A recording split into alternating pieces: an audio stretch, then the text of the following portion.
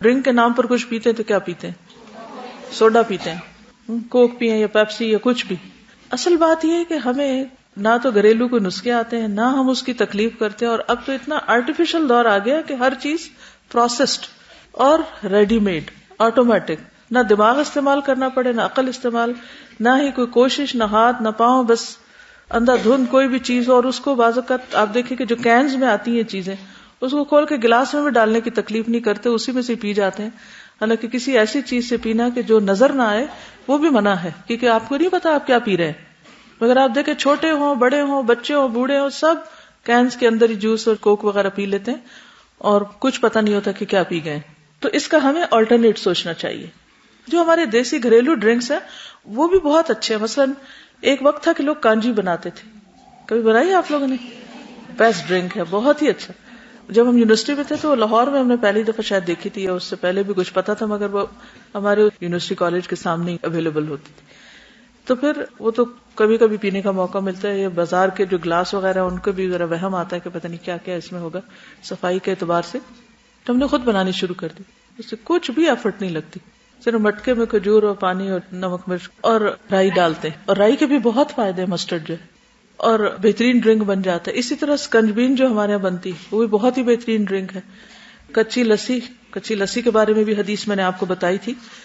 حضرت انس رضی اللہ تعالیٰ عنہ کہتے کہ رسول اللہ صلی اللہ علیہ وسلم ہمارے گھر میں تشریف لائے اور پانی طلب کیا. ہمارے پاس ایک بکری تھی، ہم نے اسے دوہا، پھر میں نے کنویں کا پانی ملا کر آپ کی خدمت میں لسی بنا کر پیش کیا. اچھا، ہماری فوڈ میں ایک اور عام خرابی کیا ہے کہ ہم ایک ریسیپی کے اندر اتنا کچھ ڈال دیتے ہیں کہ وہ معدے بیچارے کو تو، یا ہمارا جو ڈائجسٹو سسٹم ہے سارٹ آؤٹ کرنے میں پاگل ہو جاتا ہوگا کہ یہ کیا کیا بلائیں اندر آ گئی ہیں، اب ان کو کہاں کہاں رکھا جائے. تو عام طور پر آپ دیکھیں کہ جب ہم کھانا بنانے لگتے ہیں تو وہ مثالوں کی بھرمار کر دیتے ہیں. اسی طرح اگر کوئی میٹھا بنانے لگتے ہیں تو ہر قسم کے نٹس کٹھے ہی اس میں ڈال دیتے ہیں. اسی طرح اگر کوئی ڈرنک بنانے لگے تو اس میں بھی 4-5 چیزیں جب تک اکٹھی نہ ہو تو ہمیں لگتا مزہ نہیں آیا، اور وہ مزہ کسی ایک چیز کا بھی اس میں نہیں آتا کہ کیا کھا رہے ہو کیا نہیں. تو اس میں سنگل فوڈ کا جو کانسیپٹ ہے یہ نبی صلی اللہ علیہ وسلم کے ہاں بہت عام ہے. اگر آپ دیکھیں تو سنگل فوڈ یعنی اس میں 2-3-4 چیزیں اکٹھی نہیں کی جاتی.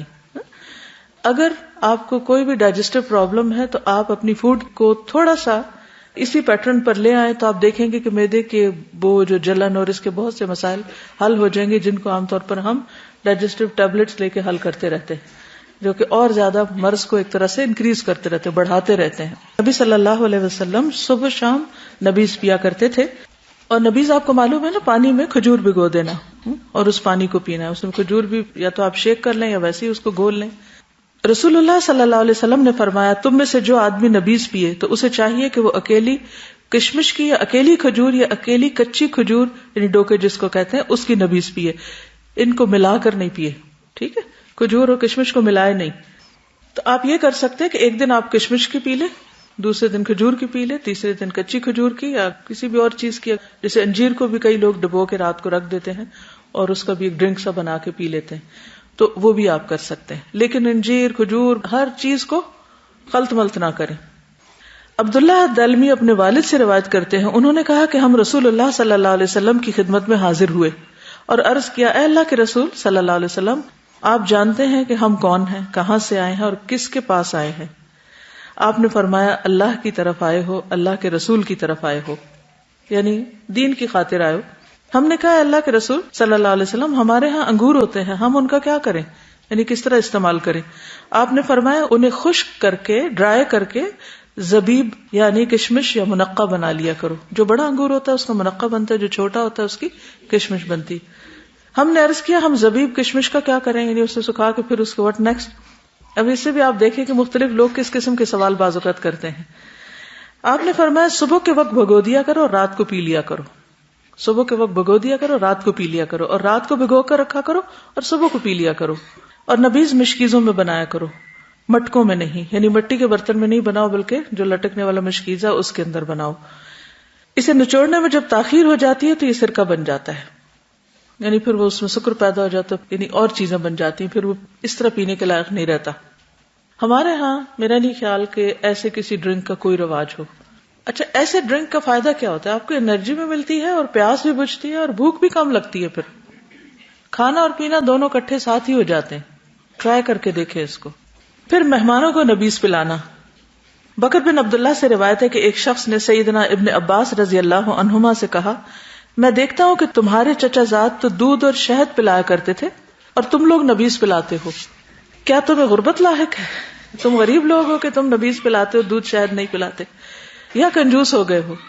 تو ابن عباس نے جواب دیا, اللہ کا شکر ہے نہ ہم محتاج ہیں نہ بخیل, یعنی نہ غریب ہے نہ کنجوس.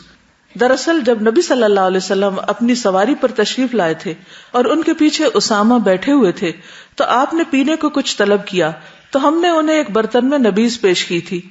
آپ نے اس میں سے پی اور جو باقی بچی وہ اسامہ نے پی لی. پھر آپ صلی اللہ علیہ وسلم نے فرمایا, تم نے بہت خوب کیا, بہت اچھا کیا, سو ایسے ہی کیا کرو. چنانچہ رسول اللہ صلی اللہ علیہ وسلم نے جو فرما دیا ہے اس کو ہم بدلنا نہیں چاہتے. یہ لوگ تھے نا جو نبی صلی اللہ علیہ وسلم سے محبت کرتے تھے. ہم جب پڑھتے ہیں تھوڑا رو دھو بھی لیتے ہیں کہ آپ سے محبت ہے, آپ کا ذکر آئے درود شریف بھی پڑھ لیتے ہیں, بعضوں کو انگوٹھے وغیرہ بھی چوم لیتے ہیں, آنکھوں کو بھی ہاتھ لگا لیتے ہیں, اپنے ہی ہاتھ اپنے اوپر. اور پھر اس کے بعد یہ ہے کہ جب عمل کی باری آتی ہے تو ہم پیپسی پینا شروع کر دیتے ہیں. رو دھو کے بعد میں پیپسی پیئیں گے. اس کی کیا وجہ؟ ایک تو ہے کہ پتہ ہی نہیں ہے نبیذ کے بارے میں. کتنے لوگوں نے ان کلاسز میں جانا ہے؟ میجورٹی نے یہی جانا ہے نا, ہم نے پڑھا تو ہمیں پتہ چلا ہے. پہلی بات ہے علم نہیں ہے. دوسری بات ہے کہ علم ہے تو بنانے کی تکلیف نہیں کرتے. سستی, لاپرواہی, نیگلیجنس, کہ لیک آف موٹیویشن. کیوں کرے, یہ ہمارا تو رواج نہیں تو عربوں کا تھا. لیکن اصل بات یہ دیکھنی کہ صحابہ کرام ان چیزوں کو بھی سنت سمجھ کے کیا کرتے تھے اور اس کی اتنی پابندی کرتے تھے کہ کوئی اگر انہیں کوئی باتیں بھی بنا دے, غریب ہو گئے ہو, کنجوس ہو گئے ہو, تو بھی وہ اس کی پرواہ نہیں کرتے تھے.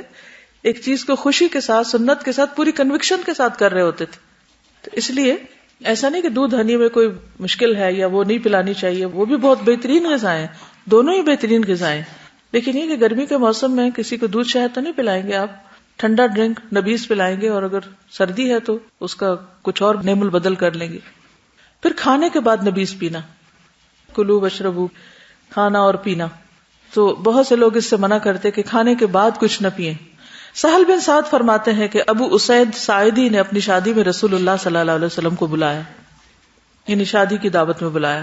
ابو اسید کی بیوی ہی اس دن خدمت کر رہی تھی اور دلہن بھی تھی.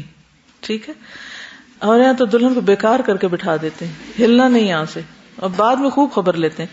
سہل کہنے لگے کہ تم جانتے ہو کہ اس نے رسول اللہ صلی اللہ علیہ وسلم کو کیا پلایا تھا؟ رات کو اس نے ایک بڑے پیالے میں کچھ کھجوریں بھگو دی تھی. جب آپ صلی اللہ علیہ وسلم کھانے سے فارغ ہوئے تو اس نے وہی بھگوئی ہوئی کھجوریں آپ کو پلا دی, یعنی انہی کا ڈرنک پلا دیا آپ کو. ٹھیک ہے, تو اس سے کیا پتہ چلتا ہے کہ کھانے کے بعد جیسے میٹھا ہے تو خواہ اسے لکوڈ کی شکل میں لے یا آپ اس کو سالڈ, دونوں صورتوں میں خالی کھجور بھی کھا سکتے ہیں اور اس کا نبیذ بھی پی سکتے ہیں. پھر ہے ستو, یہ بھی گرمیوں میں عام طور پہ پیے جاتے ہیں. نبی صلی اللہ علیہ وسلم روزہ افطار کرنے کے لیے اکثر جو کے ستو کا مشروب نوش فرماتے. سفر اور جنگ کے دوران بھی تھکن, مشقت اور کمزوری دور کرنے کے لیے ستو کا استعمال کثرت سے ہوتا تھا. عبداللہ بن ابی اوفا کہتے ہیں کہ ہم رسول اللہ صلی اللہ علیہ وسلم کے ساتھ سفر میں تھے اور آپ روزے سے تھے. جب سورج غروب ہو گیا تو آپ نے ایک صحابی سے فرمایا, اے فلاں اٹھو اور ہمارے لیے ستو گھولو, یعنی اسی وقت فریش بنائے جاتے ہیں, صبح سے بنا کے نبیذ کی طرح نہیں رکھے جاتے. سوید بن نعمان رضی اللہ عنہ سے مروی ہے کہ فتح خیبر والے سال وہ رسول اللہ صلی اللہ علیہ وسلم کے ساتھ صحبا کی طرف پہنچے جو خیبر کے قریب ایک جگہ ہے. آپ صلی اللہ علیہ وسلم نے عصر کی نماز پڑھی, پھر کھانے کا سامان منگوایا تو سوائے ستو کے اور کچھ نہیں لایا گیا. پھر آپ نے حکم دیا تو وہ بھگو دیے گئے. پھر رسول اللہ صلی اللہ علیہ وسلم نے کھایا اور ہم نے بھی کھایا, یعنی پی بھی سکتے ہیں اس کا پانی اور اس میں کم پانی ڈال کے اس کو کھا بھی سکتے ہیں, یعنی وہ بھی ایک کھانا ہو جاتا ہے. انس بن مالک کہتے ہیں کہ نبی صلی اللہ علیہ وسلم نے صفیہ رضی اللہ عنہا کے نکاح میں ستو اور کھجور سے ولیمہ کیا تھا, یعنی آپ اس کو بھگو کے اوپر میٹھے کے طور پر کھجور وغیرہ بھی ڈال سکتے.